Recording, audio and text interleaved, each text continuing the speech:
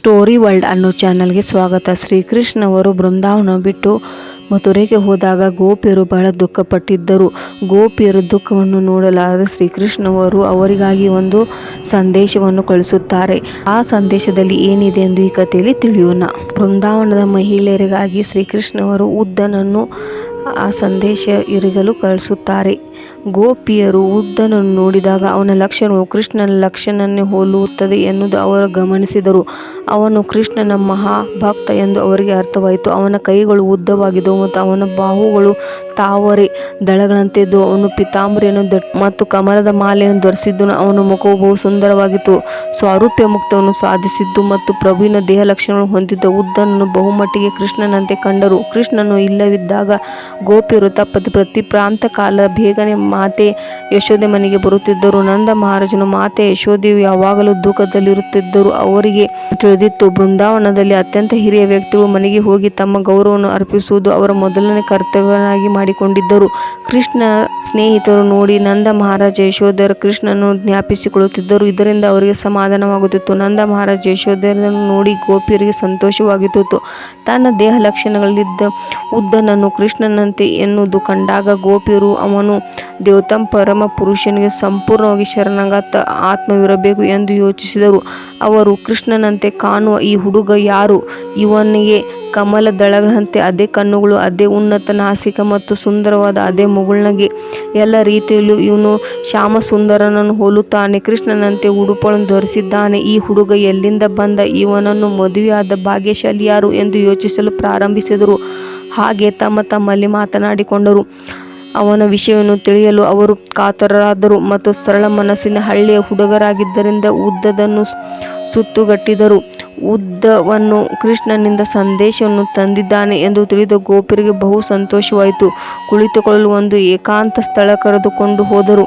ಅವನೊಡನೆ ಅವನು ನಿರ್ಭಯವಾಗಿ ಮಾತನಾಡಲು ಬಯಸಿದರು. ಅಪರಿಚಿತರ ಮುಂದೆ ಸಂಕೋಚ ಪಡುವ ಸ್ಥಿತಿಯನ್ನು ತೆಗೆದುಕೊಳ್ಳಲು ಅವರಿಗೆ ಇಷ್ಟ ಇರಲಿಲ್ಲ. ಅವರು ಬಹು ನಮ್ರತೆಯಿಂದ ಮತ್ತು ಸೌಜನ್ಯದಿಂದ ಅವನನ್ನು ಬರಮಾಡಿಕೊಂಡರು. ನೀನು ಕೃಷ್ಣನ ಆತ್ಮೀಯ ಸಂಗಾತಿ.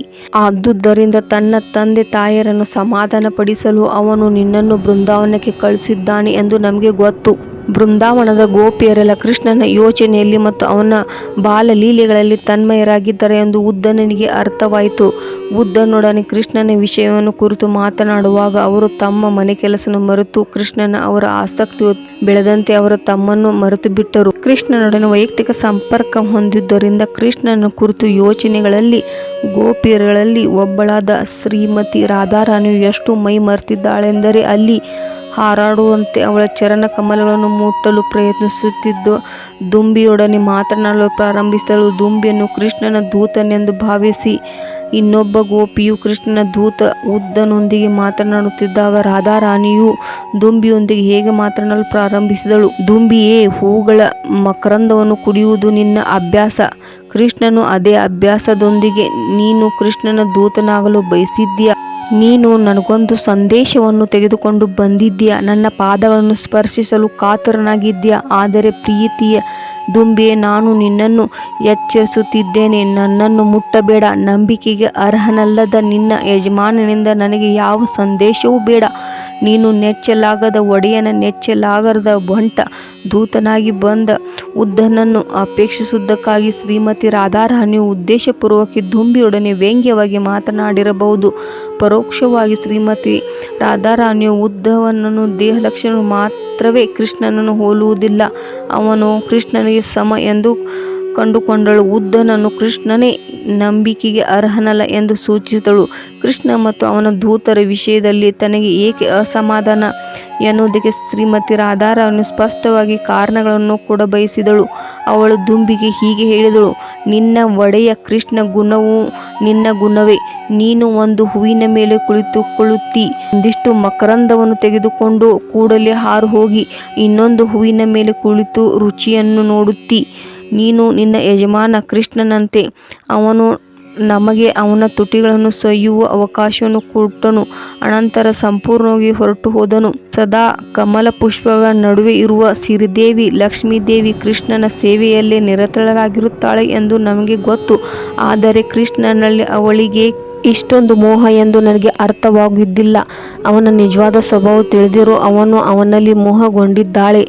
ನಮ್ಮ ವಿಷಯ ಹೇಳುವುದಾದರೆ ನಾವು ಲಕ್ಷ್ಮಿಗಿಂತ ಬುದ್ಧಿವಂತರು. ಕೃಷ್ಣನಿಂದ ಅಥವಾ ಅವನ ದೂತರಿಂದ ಇನ್ನು ಮುಂದೆ ನಾವು ಮೋಸ ಹೋಗುವುದಿಲ್ಲ. ಶ್ರೀಮತಿ ರಾಧಾರಾಣಿಯು ಮುಂದುವರಿಸಿ ಹೀಗೆಂದಳು, ಮೂರ್ಖ ದುಂಬಿಯೇ, ಕೃಷ್ಣನ ಮಹಿಮೆಗಳನ್ನು ಹಾಡಿ ನನ್ನನ್ನು ತೃಪ್ತಿಪಡಿಸಿ ಒಂದು ಬಹುಮಾನವನ್ನು ಪಡೆಯಲು ನೀನು ಪ್ರಯತ್ನಿಸುತ್ತಿದ್ದರೆ ಅದು ವ್ಯರ್ಥ ಪ್ರಯತ್ನ. ಆದರೆ ನಿನ್ನ ಉಪಾಯವು ನನಗೆ ಗೊತ್ತು. ಬಹುದೊಡ್ಡ ಮೋಸಗಾರ ಕೃಷ್ಣನ ಕಡೆಯಿಂದ ಬಂದಿರೋ ದೂತ ನೀನು ಎಂದು ನನಗೆ ಗೊತ್ತು. ಆದುದರಿಂದ ದಯವಿಟ್ಟು ನನ್ನನ್ನು ಬಿಟ್ಟು ಹೋಗು ಎಂದು ಹೀಗೆ ರಾಧಾರಾಣಿಯು ದುಂಬಿಗೆ ಹೇಳಿದಳು. ಈ ಕಥೆ ನಿಮಗೆ ಇಷ್ಟವಾಗಿದ್ದಲ್ಲಿ ಲೈಕ್ ಮಾಡಿ, ಶೇರ್ ಮಾಡಿ ಮತ್ತು ಸಬ್ಸ್ಕ್ರೈಬ್ ಮಾಡಿ. ಇದರ ಮುಂದಿನ ಭಾಗವನ್ನು ಮುಂದಿನ ವಿಡಿಯೋದಲ್ಲಿ ನೋಡಿ. ಹರೇ ಕೃಷ್ಣ, ಹರೇ ರಾಮ.